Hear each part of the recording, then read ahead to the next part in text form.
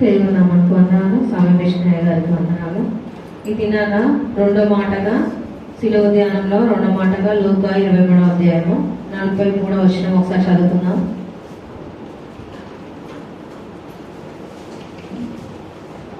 త్వరగా తీసి చదవాలి, సమయం మనకి చాలా తక్కువగా ఉంది.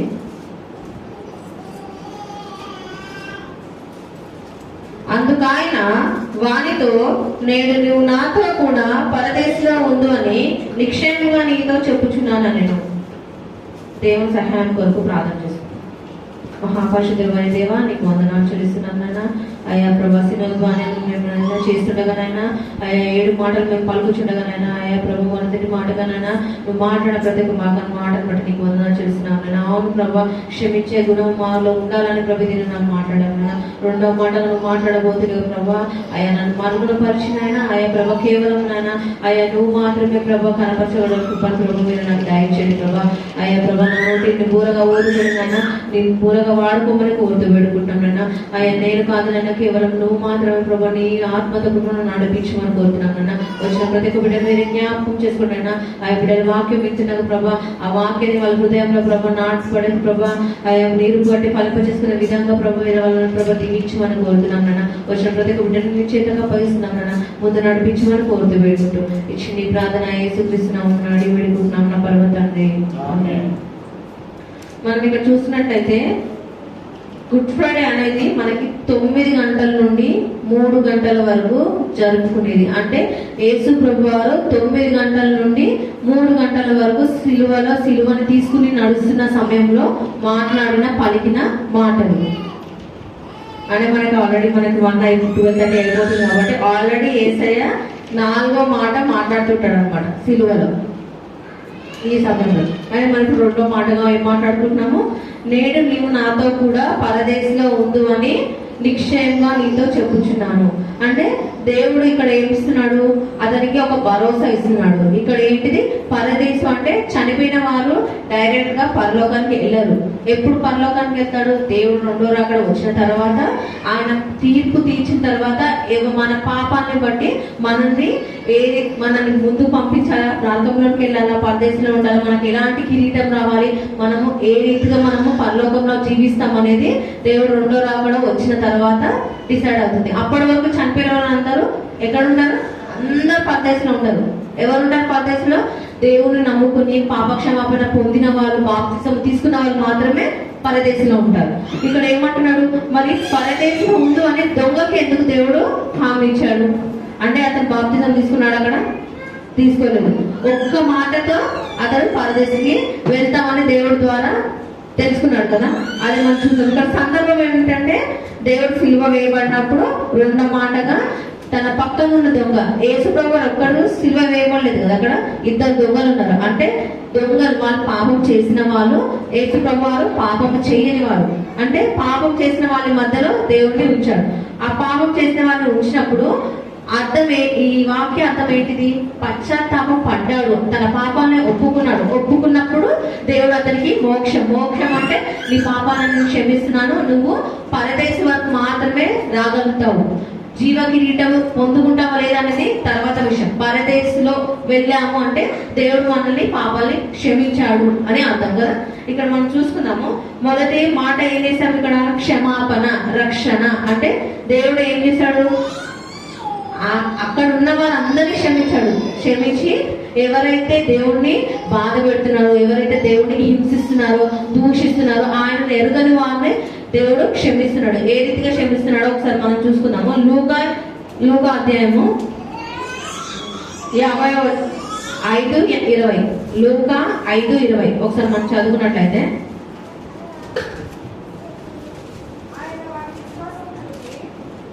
ఐదో అధ్యాయము 20వ వచనం. లూకా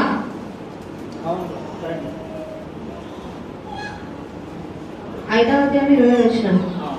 మీ పాపములు క్షమింపబడినవని వానితో చెప్పగా 20 చదవండి.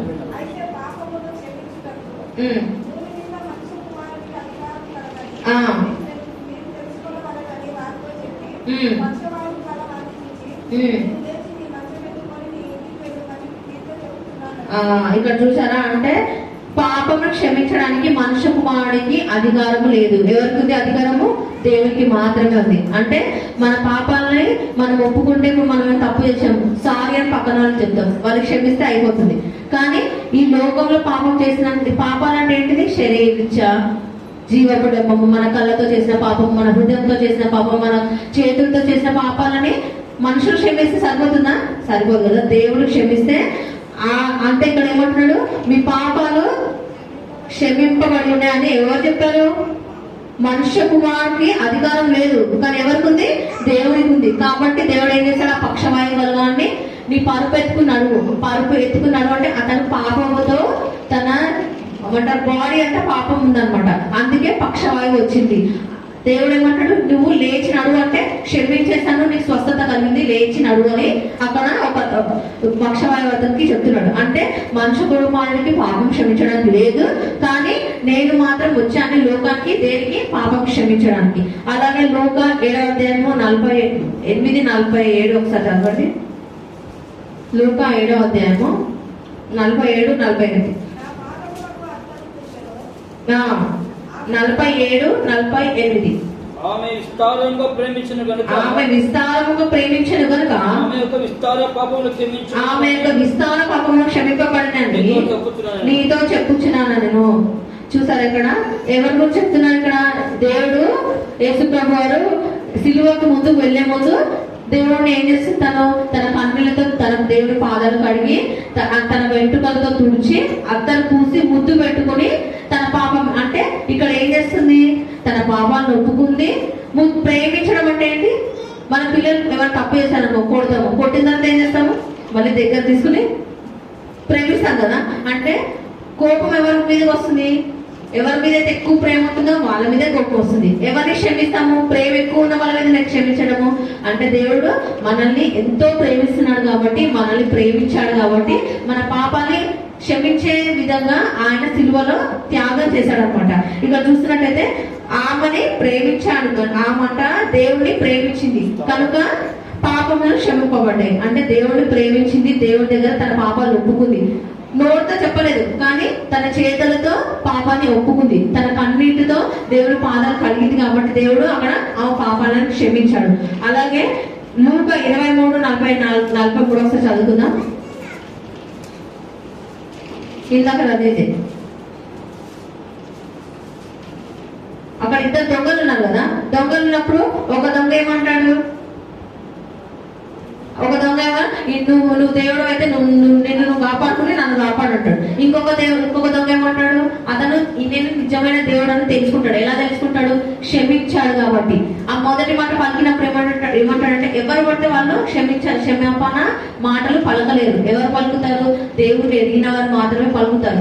అప్పుడు అతను ఆ మాటలు చూసి ఏమంటాడంటే ఈయన నిజంగా దేవుడు కుమారుడేమో, అవును ప్రభా నా పాపాలను కూడా క్షమించు, నువ్వు పరలోకానికి వెళ్ళినప్పుడు, నువ్వు పరదేశంకి వెళ్ళిపోతున్నప్పుడు నన్ను ఒక్కసారి జ్ఞాపకం చేసుకోవాలి మాత్రమే అడుగుతాడు. అప్పుడు దేవుడు ఏమంటాడు? అందుకు ఆయన వానితో నేను నువ్వు నాతో కూడా పరదేశంలో ఉండు అని నిశ్చయంగా చెప్పుచున్నాను. నిశ్చయంగా అంటే ఇంకా దానికి మార్పు లేదు అని. అంటే దేవుడు మాట మార్పు లేని మాట. ఒక్కసారి దేవుడు మాట ఇస్తాడంట, అది ఎప్పటికీ చనిపోదు. మన తరతరములు మన బిడ్డలకి ఆశీర్వాదం ఉంటుందంట. అదే మన పాపం చేస్తే ఆ పాపం కూడా మన బిడ్డ తరలింది. అందుకే మనం ఇక్కడ మనం చూస్తే ప్రేమించడం అంటే క్షమించడం కదా. అదే ప్రేమ ఉన్న వారినే మనము క్షమిస్తాం. కాబట్టి దేవుడు కూడా ఇక్కడ ఉన్న ప్రతి ఒక్కరిని క్షమించమని చెప్పాడు. క్షమాపణ తర్వాత ఆ క్షమాపణ బట్టి మారు మనసు పొందుతారు. మారు మనసు పొందినప్పుడు మనకి పరదేశంలో నిత్య జీవంలో మనకి స్థానం కలుగుతుందని నిన్న మాట్లాడుకుంటాం. అదే ఒకసారి చూసుకుంటే అపోస్తల కార్యము మారు మనసు ఎక్కడెక్కడ ఎవరెవరికి ఎలా కలుగుతుందో ఒకసారి మనం చూసుకుందాము. అపోస్తల కార్యము 3వ అధ్యాయము 19వ వచనం ఒకసారి చదువుకుందాం. ప్రభు సముఖము నుండి విశ్రాంతి కాలము వచ్చినట్లు మీ కొరకు నియమించిన క్రీస్తు యేసును ఆయన పంపునట్లును మీ పాపమును తుడిచివేయబడి నిమిత్తము మారు మనసు పొంది తిరుగుడి. అంటే దేవుడు మన పాపాలను ఒప్పుకోవాలంటే మనం మారు మనసు పొందాలి. మారు మనసు ఎలా పొందుతాము? మన పాపాలను ఒప్పుకున్నప్పుడే మారు మనసు పొందుతాం. మారు మనసు పొంది తిరుగుడి. తిరుగుడు అంటే ఇలా తిరగడం కాదు. తిరగడం అంటే దేవుని తట్టు తిరగడం, దేవుని వైపు చూడడం అంటే తిరగడం. అది మనం ఒకసారి లూకా అధ్యాయము 15:7 ఒకసారి చూస్తున్నామా? ఇంకొకటి 17వ అధ్యాయము 7వ వచనం.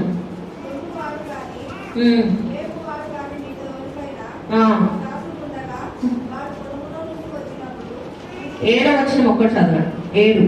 అటువలే మారు మనసు అక్కర్లేని 99 నీతిమంతుల విషయమై కలుగు సంతోషము కంటే మారు మనసు పొందు ఒక పాపి విషయమై పరలోకమందు ఎక్కువ సంతోషం కలుగును. చూసారా? అంటే అక్కడ ఆ దొంగ ఎప్పుడైతే ఆ మాట పలికాడో, నన్ను క్షమించు ప్రభువా, నన్ను జ్ఞాపకం చేసుకున్నప్పుడు దేవుడు తనకి నిక్షేమంగా ఉంటామని చెప్పినప్పుడు అంట పరలోకంలో సంతోషం కలిగిందంట.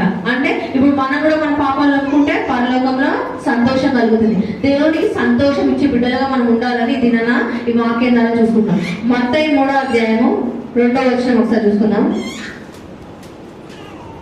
3వ అధ్యాయము 2వ వచనం. పరలోక రాజ్యము సమీపించున్నది, మారు మనసు పొందుడని యూదాయ అరణ్యంలో ప్రకటించుచుండెను. ఆ కాలంలోనే ఎందుకు పరలోక రాజ్యం సమీపిస్తుందని ఎందుకు ప్రకటిస్తున్నారు? పరలోక రాజ్యం అంటే పాపము, అంటే మనం పాపంలో ఉంటున్నాము. పరలోక రాజ్యం అంటే దేవుడు వస్తున్నాడు, యేసు ప్రభువు వారు వస్తున్నారు. ఆయన వచ్చే ముందే మీ పాపాలను ఒప్పుకోండి, మీరు మారు మనసు పొందండి అని ముందే ఇక్కడ ఎవరు ప్రకటిస్తున్నారు? ఇక్కడ యోహాను, బాప్తిసం ఇచ్చే యోహాను ముందే ప్రకటిస్తున్నాడు అనమాట. ఏమని? దేవుడు వస్తున్నాడన్న దానికి సూచన కనబడింది. దేవుడు ముందే, ఆయన కంటే పెద్దవాడు యోహాను అనమాట, యేసు ప్రభువు కంటే. ఆయన రాకముందే దేవుడి గురించి ప్రకటన చేస్తూ ఆయన వస్తున్నాడు, ఇప్పుడన్నా మీరు మారు మనసు పొందండి. బాప్తిసం అప్పుడు లేదు. బాప్తిసం ఎవరు అందరు తీసుకునేవారు కాదు. కానీ ఎవరైతే దేవుడి దగ్గరికి వెళ్ళి స్వస్థత పొందారో వాళ్ళు మారు మనసు పొందారు. ఎవరైతే దేవుడి దగ్గర క్షమాపణ పొందారో వాళ్ళు మారు మనసు పొందారు. అంటే బాప్తిసం పొందిన వాళ్ళు కూడా ఎక్కడికి వెళ్తారు? పరదేశంలోకి వెళ్తారని ఒక్క మాటలో మనకు తెలుస్తుంది కదా. అంటే పాపాలని ఒప్పుకొని దేవుడు నిజమైన రక్షకుడు అని తెలుసుకున్న వారు మాత్రమే పరదేశుకి వెళ్తారు. వెళ్తారు. మన తీర్పు రాబడిన తర్వాత పరలోకానికి వెళ్తామా, మనకు ఎలాంటి కిరీటం వస్తుంది, నిత్య రాజ్యంలో ఏ రీతిగా మనం జీవిస్తామని ఉంటుంది అనమాట. అదే ఒకసారి మనం చూసుకుంటే 2 కొరింథీ 7వ అధ్యాయము 10వ వచనం ఇంకొక మాట చదువుకుందాం.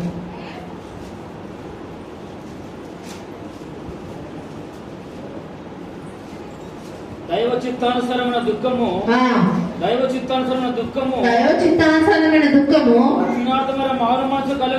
రక్షణార్థమైన మారు మనసు కలగజేయును. ఈ మారు మనసు దుఃఖమును పుట్టించును. అయితే లోక సంబంధమైన దుఃఖము మరణమును కలగజేయును. చూసారా? ఇక్కడ ఏమంటున్నాడు? దైవానుసారమైన దుఃఖము రక్షణార్థమైన మారు మనసు కలగజేయును. అంటే ఈ లోకంలో ఉన్నప్పుడు సంతోషం ఉంటుంది. ఎప్పుడైతే మనం పాపాలను ఒప్పుకుంటామో, పాపాలను ఒప్పుకున్న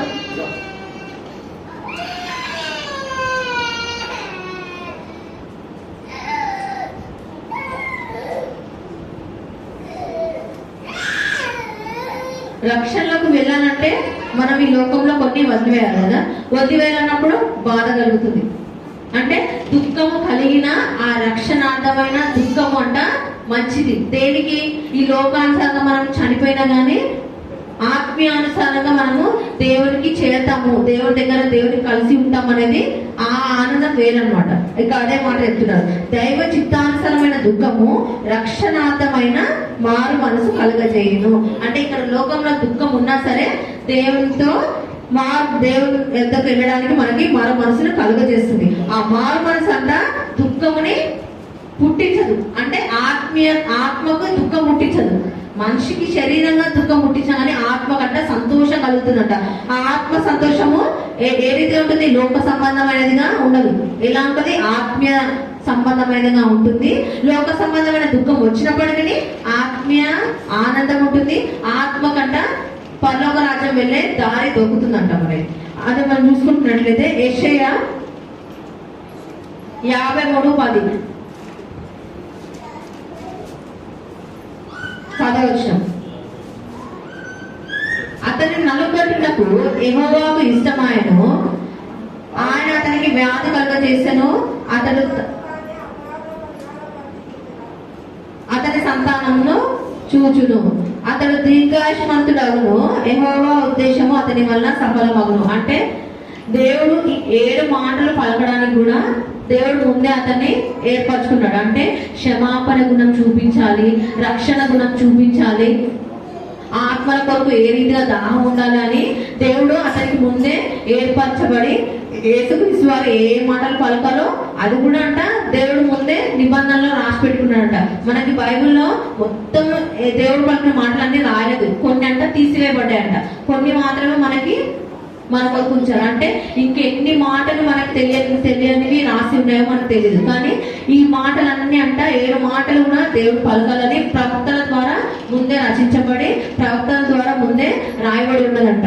అది చూసుకున్నట్లయితే దొంగను ఏ రీతిగా క్షమించాడో ఆ రీతిగా మనం కూడా ఈ లోకంలో పాపంలో విడిచిపెట్టి దేవుని ఎద్దరికి చేరాలి. దేవుని ఎద్దరు చేయనప్పుడు దేవుడు మన కొరకు నలగొట్టబడ్డాడు కదా, మన కొరకు తన ప్రాణాన్ని అర్పించాడు. దాని కొరకన్నా మనము దేవుడు మన కొరకు ఏ త్యాగం అయితే చేశాడో ఆ త్యాగానికి గుర్తుగా మన పాపాన్ని మనము అంట ఒప్పుకోవాలంట. ఒప్పుకున్నప్పుడు మనం కూడా ఏ రీతిగా దేవుడు పరదేశంలో ఉంటాము అని దొంగకి హామీ ఇచ్చాడో ఆ రీతిగా మనకు కూడా దేవుడు ఒక హామీ ఇస్తున్నాడు. మీరు ఇతరులను క్షమించి ఇతరులను ప్రేమించి నా వల్ల మీరు జీవిస్తారో అప్పుడు మీరు కూడా నాతో పాటు పరదేశంలో ఉంటారు. అంటే దొంగకి ఇచ్చిన హామీ దినాన మనకి దేవుడు కూడా ఇస్తున్నాడు. ఏమని? పాపాన్ని ఒప్పుకున్నప్పుడు, దేవుడి తట్టు తిరిగినప్పుడు, మారు మనసు కలిగి జీవించినప్పుడు మీరు పరదేశంలో ఉంటారు అని. అంతేగాని లోకానుసారంగా ఎంజాయ్ చేస్తూ ఆ దొంగలు లాస్ట్లోకి వెళ్ళి ఒకటేసారి దేవాలయాన్ని క్షమించాలంటే పరదేశం తీసుకెళ్ళిపోయాడు కదా, మనం కూడా 12 రోజులు పాపం చేసి చేసి చేసి బెడ్ మీద ఉన్నప్పుడు ఏసైనా క్షమించి ప్రభు నన్ను పరదేశంలో తీసుకెళ్ళంటే అయిపోతామా? వాళ్ళకి ఆ సిచ్యువేషన్ ఉంది కాబట్టి ఆ సమయంలో అతనికి మారు మనసు ఇచ్చాడు దేవుడు. అంతేగాని నీకు ముందు నుండి దేవుడు తెలుసుకున్నావు, ముందు నుండి వాక్యం చదువుతున్నావు, ముందు నుండి పాటలు పాడుతున్నావు, ముందు నుండి సన్నిధికి వస్తున్నావు, ముందు నుండి బాప్తిసం తీసుకున్నావు, బల్ల తీసుకుంటున్నావు, అన్ని తీసుకుంటున్నా నువ్వు పాపం చేస్తూనే ఉన్నావు. ప్రతి వారం నువ్వు బల్ల తీసుకుంటున్నావు, ప్రతి వారం నువ్వు దేవుడిని క్షమించని అడుగుతున్నావు. అట్లా ఎన్ని సంవత్సరాలు మనం పాపం చేసుకుంటూ వెళ్తే ఆఖరి బెడ్ వెళ్ళినప్పుడు అయ్యా నన్ను క్షమించి ప్రభావ, ఇన్ని సంవత్సరాలు పాపం చేసినా నన్ను క్షమించి నన్ను పరదేశంలో తీసుకెళ్ళిపో అంటే తీసుకెళ్ళిపోతాడా దేవుడు? అంటే మనము మన రక్షణకి విలువ లేకుండా మనం జీవిస్తున్నాం అనే దినాన దేవుడు మాట్లాడుతున్నాడు. ఆ దినాన వాళ్ళకి ఇచ్చాడేమో, కానీ ఈ దినాన మనము చిన్నప్పటి నుండే దేవుడిలో ఉంటున్నాము. అప్పుడు ఏం చేయాలి?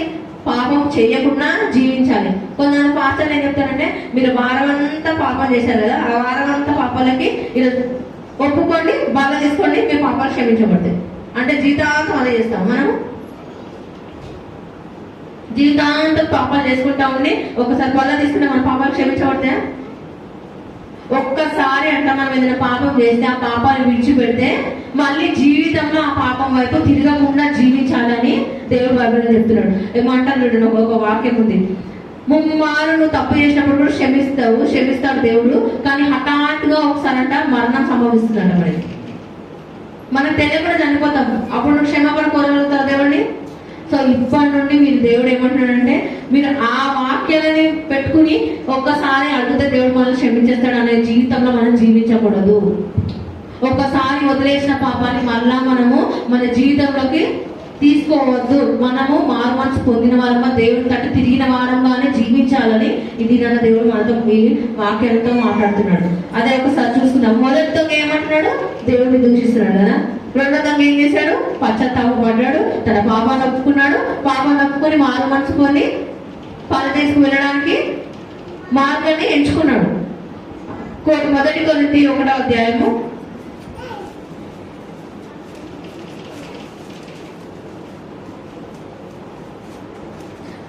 18వ వచనం ఒకసారి చదువుకుందాము. సిలువను గురించిన వార్త నశించుచున్న వారికి వెర్రితనము గాని రక్షింపబడుచున్న మనకు దేవుని శక్తి. చూసారా? ఇంకొక వర్షం ఇందు విషయమై జ్ఞానంలో నాశము చేతును, వివేకుల వివేకమును శూన్యపరతును అని వ్రాయబడుతుంది. చూసారా? సిలువను గురించిన వార్త అంట ఎవరికి? వెర్రితనం ఎవరికి ఉంటుంది? దేవుడు తెలియని వారికి, ఈ లోకంలో ఎంజాయ్ చేసే వాళ్ళకి, దేవుడు అంటే విలువ లేని వాళ్ళకి ఎలా ఉంటుంది? వెర్రితనం. అంటే వీళ్ళు క్రిస్టియన్స్ అన్న పద్దాగా చర్చికెళ్తుంటారు, ఏమి వింటారో ఏమో వీళ్ళకి తెలియదు, వచ్చి మాకేదో చెప్తుంటారు. అంటే వెర్రితనము, అపహాస్యం చేసే వాళ్ళని ఉంటారు. కానీ మనకి దేవుని శక్తి. శక్తి అంటే ఏంటిది? ఏదైనా చేయగలుగుతుంది కదా శక్తితో. మనం పాపాలను క్షమించే శక్తి, మనల్ని రోగాల్ని తీసే శక్తి, మనకు కావాల్సినప్పుడు ఆదుకునే శక్తి, మనకు ఆపదలో ఉన్నప్పుడు మనల్ని క్షమించే శక్తి, మనకు కావాల్సినప్పుడు మన సహాయం చేసే శక్తి కదా. అన్ని రీతిగా దేవుడు మనకి శక్తిగా నిలిచే దేవుడు. అందుకే మనము రక్షింపబడుచున్నాము అని ఇక్కడ రాయబడింది. రక్షించాము, రక్షణ పొందామని కాదు, రక్షింపబడుచున్న వారికి. అంటే ఇంకా మనం రక్షింపబడతానే ఉన్నాము. మనం చనిపోయే వరకు కూడా రక్షింపబడతానే ఉంటాము. అంటే దేవుని వాక్యము దినదినము మనం తీసుకుని రక్షింపబడతానే ఉండాలి. మనల్ని శుద్ధి చేసుకుంటా, దేవుని సన్నిధిలో మనల్ని మనం అర్పించుకుంటా, ఆయన తట్టు తిరుగుతూ మారు మనసు పొందుతూ దేవుని బిడ్డలుగా జీవించాలి. పరదేశికి వెళ్లే వాళ్ళంగా ఉండాలనే దేవుడు మనతో ఈ వాక్యం ద్వారా మాట్లాడుతున్నాడు. ఈ చిన్ని వాక్యం దేవుడు దీవించి ఆశించారు.